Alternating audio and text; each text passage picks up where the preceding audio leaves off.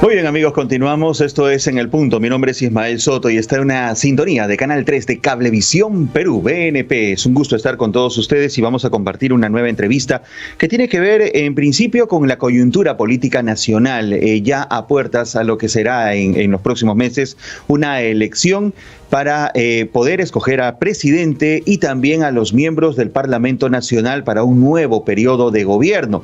Sabemos que el actual presidente Martín Vizcarra no va a postular, él ha dicho que no lo iba a hacer y tampoco lo puede hacer, así que estamos de pronto seguramente evaluando quiénes podrían ser los próximos candidatos presidenciales en esta coyuntura complicada de coronavirus, de pandemia, en la cual nuestra preocupación está quizás centrada en otros elementos que tienen que ver con la autoprotección y la salud, pero también hay que ver el aspecto político porque hay que saber quiénes estarán al frente del Congreso de la República, del Ejecutivo, para tomar las riendas de nuestro país en medio de esta circunstancia de coronavirus también. Y en la escena política ya han asomado a través de una ventana algunos conocidos personajes para lo que podría ser su postulación a la presidencia de la República. Están un poco tomando el tiempo que la ley les da para poder definir esta situación y nombrarse, en todo caso, anunciarse como candidatos de los diferentes movimientos o partidos políticos que se han dado en esta oportunidad. Entre ellos tenemos, y ha sido destacado por una reciente encuesta, a el señor George Forsyth, actual alcalde de La Victoria. Tenemos también a Daniel Urresti, que es congresista de la República y sobre quien se ha reiniciado un proceso por el presunto delito de asesinato de un periodista, el señor Hugo Bustíos. Se hablaba también de Roque Benavides, de Carla García, que recientemente se han inscrito al Partido Aprista Peruano, pero que no han definido todavía quiénes, si van o no van a ser candidatos o al Congreso o a la presidencia de la República. Pero entre ellos hay un rostro conocido, muy conocido. Se trata de la señora Keiko Fujimori, lideresa de Fuerza Popular, que ya desde varias semanas atrás ha comenzado a ofrecer un mensaje en contra del populismo. Ha mencionado también las bases fujimoristas, a lo que ella ha dicho, el retorno a estas bases fujimoristas, admitiendo de pronto que se salieron de esa línea también, aplicadas por su padre, el hoy condenado por la justicia Alberto Fujimori, pero que tiene, y ustedes lo saben, una mochila bastante pesada en la que se incluye un proceso por el presunto delito de lavado de activos y también por liderar presuntamente una organización criminal que ha obstruido a la justicia en este proceso, que sería, según las indagaciones de la Fiscalía, el movimiento, precisamente, partido político Fuerza Popular. Vamos a conversar sobre este caso específicamente, el de Keiko Fujimori, con el doctor Carlos Caro, es abogado penalista. ¿Cómo está, doctor? Bienvenido. Bueno, buenos días, ¿cómo le va? ¿En qué está el proceso de Keiko Fujimori? Ha sido un proceso bastante mediático por el momento. La Fiscalía ha tomado un protagonismo en todo ello. Ella ha estado en prisión preventiva en 2 oportunidades y el proceso continúa, pero no vemos que haya de pronto en la práctica un avance suficiente en el mismo, a pesar de los anuncios que hace la Fiscalía. ¿Cómo va el proceso? Mire, este proceso se encuentra en una etapa, digamos, mediana. ¿Por qué? Porque hubo una investigación preliminar de 3 años que concluyó en octubre del año 2018 por mandato de la Corte Suprema, y a partir de esa fecha se ha iniciado la etapa preparatoria que dura 3 años más, es decir, dura por lo menos hasta octubre del 2021. Hay que aumentar los tiempos de pandemia, que son 4 meses más, con lo cual esta etapa deberá concluir a principios del año 2021, y si el caso diera, según la Fiscalía, para una acusación por lavado de activos, ese caso tendría por lo menos hasta el 2022 o 2023 para el juzgamiento. O sea, no estamos cerca de que exista una sentencia final. Ella no tiene una condena, ha tenido, como bien se ha dicho, 2 prisiones preventivas y una preliminar que duró poquitísimos días en octubre del 2018, pero hoy por hoy está amparada por la presunción de inocencia, no está dentro de los impedimentos de las nuevas reformas constitucionales porque no tiene sentencia condenatoria de primera instancia, de manera que desde el punto de vista legal, tiene la vía libre para poder postular y ser candidata presidencial, al Congreso o a cualquier cargo de elección popular. Uh-huh. Y de pronto ser la presidenta y la que maneje el partido Fuerza Popular. ¿No hay ningún impedimento para eso, a pesar de que Fuerza Popular estaría en medio de esta investigación? Efectivamente, ¿no? De momento tampoco el partido ha sido objeto de alguna medida. Recordemos que hace algunos meses atrás se difundió la noticia de que el equipo especial había solicitado como medida cautelar la suspensión del proceso, digamos, del grupo Fuerza Popular, es decir, la suspensión del partido. Eso es algo que todavía no se ha materializado, como petición existe, ha sido presentada al Poder Judicial, pero el Poder Judicial no ha citado audiencia sobre este tema, de manera que no hay tampoco una resolución judicial que impida al partido Fuerza Popular poder postular en las siguientes elecciones. Para que haya una condena, antes tiene que haber una denuncia. ¿Esta ya se ha dado? ¿Cuánto?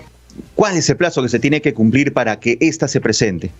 Claro, o sea, el proceso penal ya existe la investigación preparatoria. Esta etapa de investigación fiscal dura, como mencionaba hace un momento, hasta principios del año 2022, y es a partir de ese momento en el cual la Fiscalía podría presentar una acusación fiscal.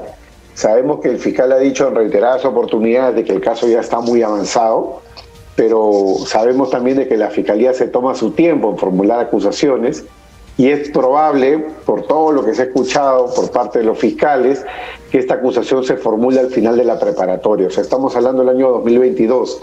Tras la acusación fiscal, se ingresa una etapa que se llama la etapa de control de acusación. En esa etapa de control, el propio juez que está a cargo del proceso tiene que hacer un saneamiento del caso con la finalidad de poder hacer la preparación para que el proceso entre a juicio. Eso demora de 6 meses a 1 año. Recordemos que en el caso de Nadine Heredia siguen todavía en el proceso y etapa intermedia por más de 1 año y medio. Entonces no estamos hablando tampoco de un plazo muy corto. Si hubiera acá un juicio oral y un proceso, no va a empezar antes del año 2023. Comprendo. Muy bien. En el trayecto, ¿Keiko Fujimori podría nuevamente ingresar a un penal en una situación de detención preliminar? Esa posibilidad no está descartada. Ella tiene de momento una comparecencia con restricciones, y la única forma de que esa comparecencia se convierta en una detención es que ella violente las reglas de conducta. Por ejemplo, ¿no? Ella tiene el deber de no comunicarse con otros investigados o con testigos de forma directa o indirecta. Si en algún momento, hipotéticamente, eso sucediera, la Fiscalía lo probara y el juzgado lo considerara como tal, podrían imponer una nueva prisión preventiva, pero solamente por violación de las reglas de conducta, no hay otra posibilidad. Ok, pero el tema está en que muchos de los coacusados forman parte también de esta organización partidaria que es Fuerza Popular, que lo hemos visto en estos momentos, está en movimiento, está realizando charlas, viene realizando seminarios, preparando a muchos jóvenes para poder de pronto formar estas filas de Fuerza Popular. ¿Podría presumirse que allí se estarían violando las reglas de conducta? A ver, hay un tema acá importante que destacar. La señora Fujimori, ni ningún investigado en este momento tiene privados sus derechos políticos. Es decir, la comparecencia con restricciones no le restringe la posibilidad de poder hacer actividad política. Recordemos, en la elección del año 2016, la presidencial, el señor Gregorio Santos, incluso estando en prisión preventiva, hizo campaña desde el penal. Debate. Y eso es algo que la ley le permitía porque no tenía ninguna condena, y menos una condena firme por parte del Poder Judicial. En el caso de la señora Fujimori, que goza de comparecencia con restricciones, con mayor razón, no tiene limitaciones para realizar actividad política. Diferente sería si es que se probara que en el marco de esa actividad política ella se ha comunicado con otros imputados o investigados. Podemos presumir, podemos pensar, podemos ser suspicaces, pero la carga de la prueba sobre este punto la tiene la Fiscalía. El fiscal tendría que probar que la comunicación se ha dado, que la comunicación se ha circunstanciado en tiempo de fecha, hora, lugar, que conversaron incluso, y el juez podría en ese contexto revocar la medida de comparecencia. Fuera de ello, más allá de especulaciones que podamos tener todos, la carga de la prueba la tiene la Fiscalía. Vamos a ponernos en escenarios, doctor, pero siempre analizando la situación desde el punto de vista legal, ¿ok? Que es lo que corresponde. En el escenario de que, por ejemplo, la señora Keiko Fujimori postule, por ejemplo, al Congreso de la República y logre un escaño en medio de este proceso, ¿podría ejercer sus funciones? Ella podría efectivamente tomar posesión del cargo, podría iniciar su actividad como congresista si fuera elegida, no habría ninguna limitación para que le entreguen las credenciales correspondientes, pero muy importante a tomar en cuenta es que eso no impide para nada el desarrollo del proceso penal. El proceso penal ya está en curso, el proceso penal se ha iniciado contra ella como una ciudadana más y el hecho de que adquiere el estatus de congresista no la convierte en una persona protegida por la Constitución. No estamos ante un delito de funciones, sino estamos ante un presunto delito común cometido cuando ella era una ciudadana cualquiera, cuando era candidata. Entonces, podría haber proceso en teoría, podría haber acusación en teoría, podría haber condena incluso, como en el caso del ex general Donaire, pero para efecto de hacer ya efectivo una detención por una condena, por ejemplo, o por una detención preventiva, ahí sí se va a requerir una decisión por parte del Congreso. El Congreso tendría que levantarle la inmunidad parlamentaria. Y eso, como ya hemos visto acá en el Perú, se ha convertido más bien en un mecanismo de impunidad, ¿no? Esperemos de que si algo así sucede, no solo con la señora Fujimori, sino con cualquier imputado, no se vuelva a repetir la historia a nivel del Congreso, en el sentido de utilizar la inmunidad para poder proteger a los congresistas de delitos cometidos antes del ejercicio del cargo y peor aún, delito de naturaleza común. Esta modalidad en la cual actualmente se encuentra Keiko Fujimori de comparecencia restringida, ¿qué alteraciones o cambia de alguna manera si ella, por ejemplo, fuera parlamentaria? Si ella fuera parlamentaria, va a mantener todavía las limitaciones propias del proceso penal. No va a poder, si por ejemplo, si tiene un arraigo en el sentido de no poder salir de la ciudad de Lima, no lo va a poder hacer. No va a poder viajar, digamos, ni dentro del Perú ni al extranjero, salvo que el juzgado le dé una autorización. Ella llegaría a tener, por ejemplo, el deber de firmar cada 30 días o pasar control biométrico, post pandemia, claro, porque hoy día el control biométrico es a distancia o remoto. Entonces va a tener que seguir cumpliendo esas reglas. Si no las cumple, la Fiscalía, con prueba en mano, tendría que pedir la revocatoria de la comparecencia por detención ante el juez, y si el juez lo ordena, el Congreso tendría que autorizar que ésta se ejecute porque sí le asistiría a la inmunidad parlamentaria. Una de las funciones parlamentarias es precisamente representar, y para ello, bueno, al margen de la pandemia, ¿no? La representación implica que el congresista esté en un lugar específico, que ella, es decir, bueno, en el caso de Keiko Fujimori, claro, está en Lima, no habría esta circunstancia, pero pongámonos en el ejemplo. ¿No hay una, digamos, interrupción entre lo que es una medida judicial y la función parlamentaria? En principio no, salvo que ella, por ejemplo, tuviera funciones de representación internacional. Imaginemos, ¿no?, que hay una reunión de congresistas de varios países que se van a reunir, supongamos, en China o en Japón, ¿no? Claro, entonces en ese caso ella tendría que tramitar una autorización por parte del juez para poder abandonar el país, a fin de evitar que se piense o se considere que ella puede rehuir la acción de la justicia. Y ante una petición de esa naturaleza, evidentemente va a tener que haber una opinión por parte de la Fiscalía, y es probable que la Fiscalía, tal y como mantiene una postura de considerar que la señora Fujimori debiera estar presa, es probable que la Fiscalía se oponga a esta opción y el juez tendrá que tomar la decisión final. El caso del señor que mencionaba hace un momento, del general que ya tenía una condena y que tuvo que levantársele el fuero parlamentario, general Donaire, para que pueda ir a la cárcel, ¿se tendría que dar también en el caso de que el congresista que haya tenido un proceso previo vuelva a ser llamado de pronto a la prisión preventiva, o sea, se le cambie la comparecencia restringida por prisión preventiva? ¿Se le tendría que levantar el fuero antes? Claro, la decisión de cambiarle la comparecencia con restricciones por detención es una decisión del juez. El juez la adopta siempre que la fiscalía pruebe que el imputado ha violado las reglas de conducta. Si eso pasara, la decisión no se puede ejecutar de inmediato, porque el congresista o la congresista tiene derecho a no ser detenido, sino con autorización del Congreso.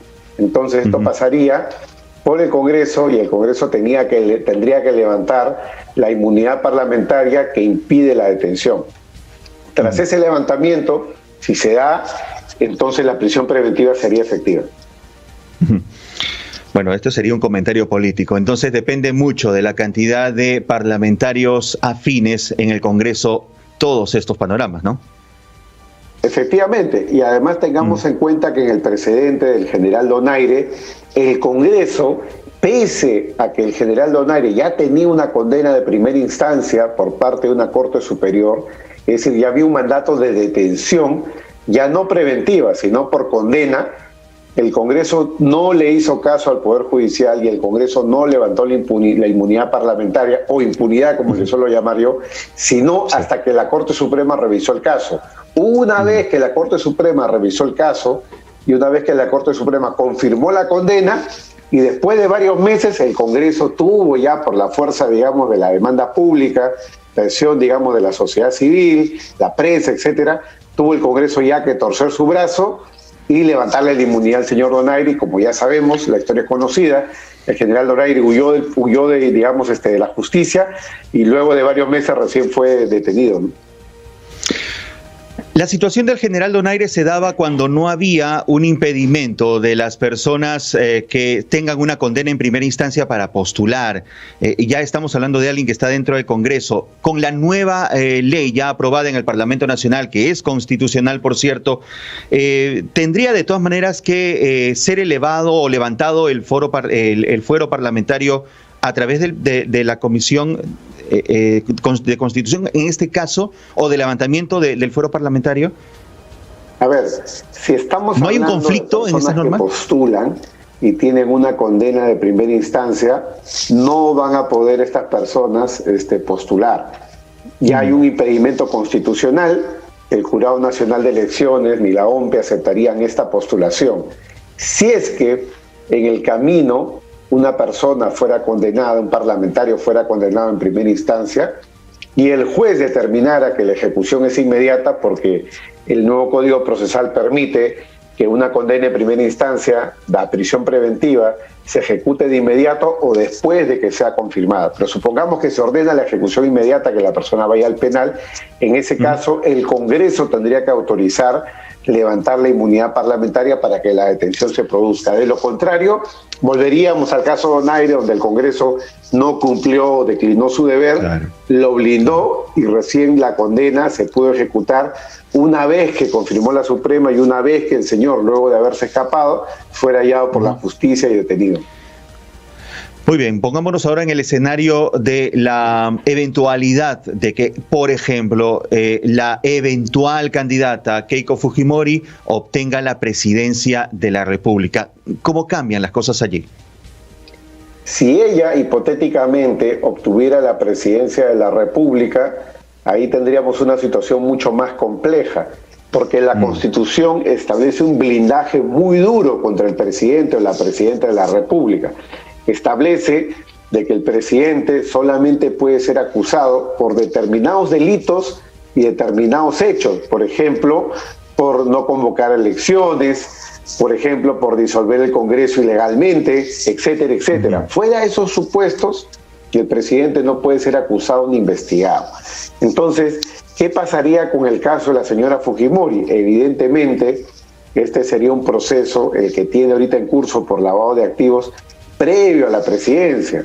Entonces, habría ahí un punto de discusión, ¿no? Porque en la medida que ella todavía no tiene una acusación, lo más probable es que la Fiscalía continúe la investigación y evite la acusación justamente por este impedimento que existe en la Constitución. Es decir, en el peor de los casos para ella, el proceso penal podría continuar, pero la Fiscalía tendría que paralizar el proceso respecto de ella, no respecto de los demás, solo respecto de ella, hasta que culmine su mandato. Eso es lo que podría suceder. El Congreso no podría acusarla porque ahí habría un impedimento constitucional. En ese sentido, durante el mandato presidencial, si dura 5 años, el Congreso tiene que, el Poder Judicial, la Fiscalía tiene que suspender el proceso respecto de quien es presidente. En ese plazo de 5 años no corren los plazos de prescripción, simplemente el proceso se congela y se reinstaura una vez que la presidencia termine el mandato. Y este punto que ha sido muy polémico en la última experiencia que se ha tenido con el presidente Martín Vizcarra de la incapacidad moral permanente, ¿una condena no sería una incapacidad moral? Evidentemente, una condena por su gravedad podría ser equiparada a una causal de incapacidad moral permanente. Para una vacancia. No existe todavía una definición estricta de lo que es incapacidad moral, pero creo que los juristas, los constitucionalistas que han interpretado este punto han dejado en claro de que situaciones gravísimas son, por ejemplo, lo que usted ha mencionado, una condena en primera instancia, pero tendría que darse, ¿no? Y en el caso de un procesamiento, estar en juicio no equivale a estar condenado. Bueno, esta misma circunstancia en cualquiera de las dos situaciones se podría aplicar, por ejemplo, a otro eventual candidato que sería Daniel Urresti, aunque las situaciones no son iguales, se habla ya de procesos judiciales. Muy bien, doctor Caro, termino esta entrevista con un panorama bastante amplio sobre estas eventualidades que podrían pasar en los próximos meses y recordarle a todo el público de que son ellos los que tienen el poder de elegir al presidente y también a los parlamentarios, sino a los parlamentarios o a las bancadas parlamentarias, que sería lo ideal para el próximo Congreso y el próximo gobierno. Doctor Carlos Caro, abogado penalista, ha sido muy ilustrativo. Muchísimas gracias. Hasta otro momento. Gracias, Ismael. Buen día. Hasta luego. Buen día.